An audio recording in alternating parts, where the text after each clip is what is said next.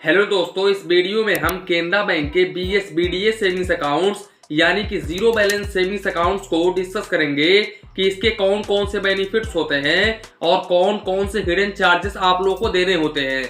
इसके अलावा दोस्तों इस वीडियो में हम ये भी देखेंगे कि केनरा बैंक कैसा बैंक है, क्या आप लोगों को केनरा बैंक में अपना एक सेविंग्स अकाउंट्स ओपन करवाना चाहिए या फिर नहीं ओपन करवाना चाहिए। तो दोस्तों वीडियो को बिल्कुल भी स्किप मत करिएगा और अगर आप चैनल पर पहली बार आए हैं तो प्लीज चैनल को सब्सक्राइब कर लें ताकि आपको ऐसे ऐसे नॉलेजफुल वीडियोस मिले सबसे पहले। तो चलिए इसी के साथ में वीडियो स्टार्ट करते हैं। दोस्तों जानकारी के लिए हम आप लोगों को बता दें कि केनरा बैंक गवर्नमेंट सेक्टर का बैंक है और अगर हम पैसे सुरक्षित होने की बात करें तो ये बैंक DICGC से इंश्योर होता है।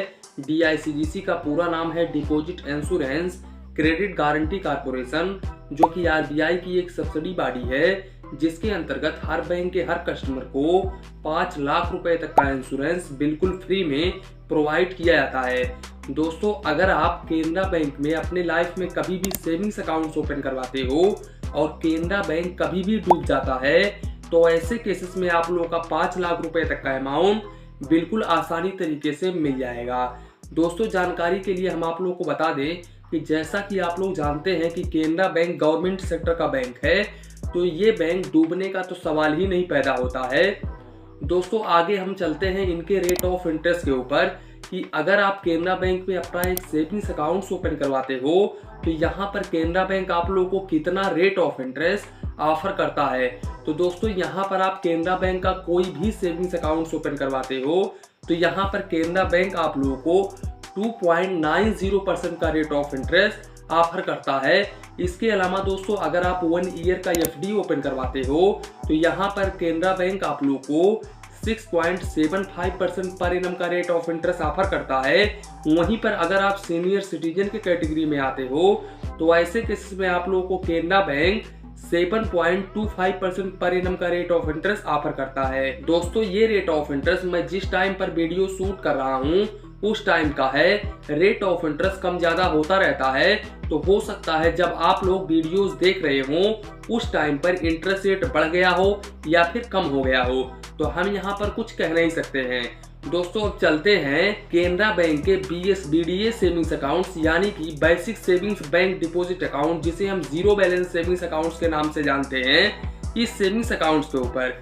तो दोस्तों जानकारी के लिए हम आप लोगों को बता दें कि आप केनरा बैंक में सेविंग्स अकाउंट्स ओपन करवाने के लिए जाते हो जीरो बैलेंस का, तो वो देखो वो चाहे तो प्रधानमंत्री जनधन सेविंग्स अकाउंट्स हो या फिर जीरो बैलेंस सेविंग्स अकाउंट्स हो या फिर कोई और जीरो बैलेंस सेविंग्स अकाउंट्स हो, तो ये सभी zero balance savings accounts basic savings bank deposit accounts के कैटेगरी में आते हैं।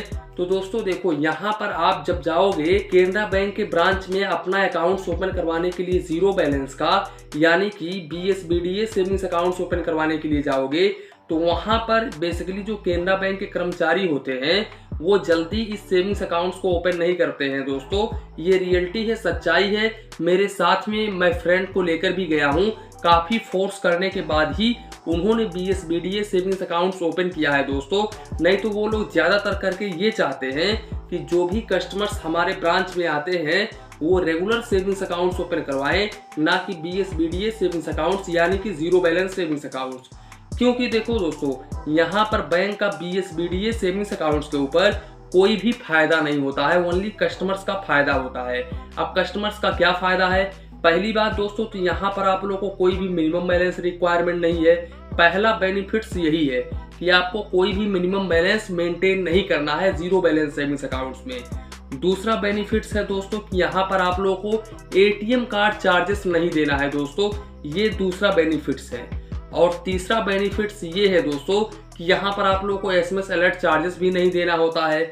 और चौथा बेनिफिट्स ये है दोस्तों कि सरकार की तरफ से जो भी लाभ आता है, जो भी ऑफर्स आता है किसानों के लिए हो, वो चाहे तो एक आम नागरिक के लिए हो, तो वो इसी सेविंग्स अकाउंट्स के थ्रू आता है दोस्तों। बेसिकली इसी सेविंग्स अकाउंट्स में आता है, इसी को हम प्रधानमंत्री जनधन सेविंग्स अकाउंट्स बोलते हैं। हालांकि दोस्तों जब आप प्रधानमंत्री जनधन सेविंग्स अकाउंट्स ओपन करवाते हो तो वो BSBDA सेविंग्स अकाउंट्स की कैटेगरी में तो रहता है, लेकिन दोस्तों उसमें एक प्रॉब्लम होती है दोस्तों वो क्या है, जैसे आप BSBDA सेविंग्स अकाउंट ओपन करवाते हो तो यहाँ पर आप लोगों को basic savings bank deposit account का एक ATM कार्ड ऑफर करता है बैंक। वहीं पर प्रधानमंत्री जनधन योजना के अकाउंट्स पर आप लोगों को प्रधानमंत्री जनधन अकाउंट्स का डेबिट कार्ड मिलता है, जिसमें ये साफ साफ डेबिट कार्ड पर लिखा हुआ रहता है कि प्रधानमंत्री जनधन योजना डेबिट कार्ड। वहां पर प्रधानमंत्री का एक फोटो भी बाकायदा से डेबिट कार्ड पर छपा हुआ रहता है दोस्तों। किसी किसी में रहता है, किसी किसी में नहीं रहता है, ये रियलिटी है, सच्चाई है। तो दोस्तों देखो यहाँ पर सबसे पहले तो आपकी एलिजिबिलिटी जो है वो 10 ईयर से स्टार्ट होती है। 10 ईयर से आप यहाँ पर अपना एक सेविंग्स अकाउंट ओपन करा सकते हैं BSBDA का, वो चाहे तो केनरा बैंक में हो चाहे तो किसी और बैंक में हो। इसका जो एलिजिबिलिटी क्राइटेरिया है वो 10 ईयर्स का है।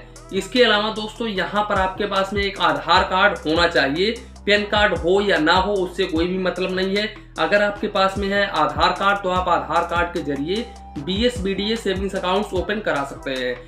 हालांकि दोस्तों आप जिस बैंक में जा रहे हो अपना basic savings bank deposit account open करवाने के लिए, उस बैंक में दोस्तों वो जीरो बैलेंस के अलावा आप दूसरा सेविंग्स अकाउंट्स ओपन नहीं करवा सकते हो। और अगर आपके पास में पहले से कोई दूसरा सेविंग्स अकाउंट्स है तो विथिन 30 डेज के अंदर उस सेविंग्स अकाउंट्स को आपको बंद करना होगा, नहीं तो वो ऑटोमेटिक RBI गाइडलाइन के अनुसार वो बंद कर दिया जाएगा। दोस्तों यहाँ पर केनरा बैंक में आप लोगों को पहली बात जीरो बैलेंस सेविंग्स अकाउंट्स के ऊपर नो मिनिमम बैलेंस रिक्वायरमेंट है, नो SMS अलर्ट चार्जेस है, और तीसरी बात नो ATM कार्ड चार्जेस है। चौथी बात दोस्तों इसका कोई भी लिमिट नहीं है कि आप 1 लाख रुपए रखो या 50,000 रुपए रखो। यहाँ पर आप जितना मर्जी चाहे उतना ट्रांजेक्शन्स कर सकते हैं, जितना मर्जी चाहे उतना बैलेंस यहाँ पर आप रख सकते हैं। हालांकि दोस्तों काफी सारे लोगों के मन में ये कंफ्यूजन होता है कि यहाँ पर हम 1 लाख रुपए से ज्यादा का अमाउंट नहीं रख सकते हैं। तो दोस्तों देखो यहाँ पर आपके मन में ये कंफ्यूजन नहीं होना चाहिए, क्योंकि ये जिसमें आपका ये कंफ्यूजन होता है दोस्तों वो BSBDA का स्मॉल सेविंग्स अकाउंट्स होता है दोस्तों। तो आप जब भी ब्रांच में जाएं अकाउंट्स ओपन करवाने के लिए तो उनसे बोले BSBDA सेविंग्स अकाउंट्स यानी कि basic savings bank deposit account हमको ओपन करवाना है, ना कि BSBDA स्मॉल सेविंग्स अकाउंट्स। गलती से भी अगर आप स्मॉल सेविंग्स अकाउंट्स ओपन करवा लेते हो तो उसमें आपको काफी सारे लिमिटेशंस देखने को मिल जाएंगे। BSBDA स्मॉल सेविंग्स अकाउंट्स में आप 4 बार ही विड्रॉवल कर पाओगे पूरे मंथ में दोस्तों, और आपके अकाउंट्स में 1 लाख रुपए से ज्यादा का ट्रांजैक्शन नहीं होना चाहिए एनुअली। इसके अलावा 50,000 रुपए से ज्यादा आपके अकाउंट में नहीं होना चाहिए। इतना मैं कंफर्म नहीं हूं, लेकिन इसमें काफी ज्यादा लिमिटेशंस होता है दोस्तों BSBDA स्मॉल सेविंग्स अकाउंट्स पर। हालांकि मैं इस पर एक अलग से वीडियो लेकर आऊंगा आप लोगों के लिए, तो आपका जो कंफ्यूजन है वो दूर हो जाएगा।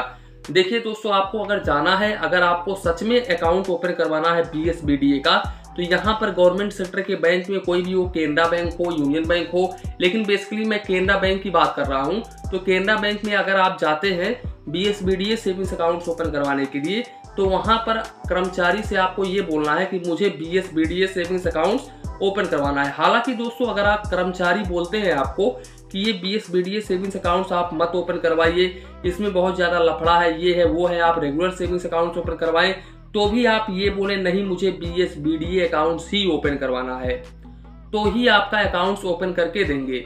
दोस्तों BSBDA सेविंग्स अकाउंट बहुत ही शानदार सेविंग्स अकाउंट्स होता है। यहाँ पर आप लोगों को चार्जेस ना के बराबर देना होता है दोस्तों। तो मैं यहाँ पर आप लोगों को रिकमेंड करूंगा कि अगर आप केनरा बैंक में अपना एक न्यू सेविंग्स अकाउंट्स ओपन करवाने की सोच रहे हो तो basic savings bank deposit account यानी कि BSBDA, जिसे हम जीरो बैलेंस सेविंग्स अकाउंट्स के नाम से जानते हैं, इस अकाउंट्स को आप ओपन करा सकते हैं। तो दोस्तों यही था आज का वीडियो, इसी के साथ में वीडियो समाप्त करते हैं। वीडियो पसंद आया हो तो प्लीज वीडियो को एक लाइक करिए और अपने चैनल फाइनेंस बैंकिंग को सब्सक्राइब करिए। मन में कुछ डाउट हो, कंफ्यूजन हो तो प्लीज कमेंट करिए। धन्यवाद, मिलते हैं नेक्स्ट वीडियो में।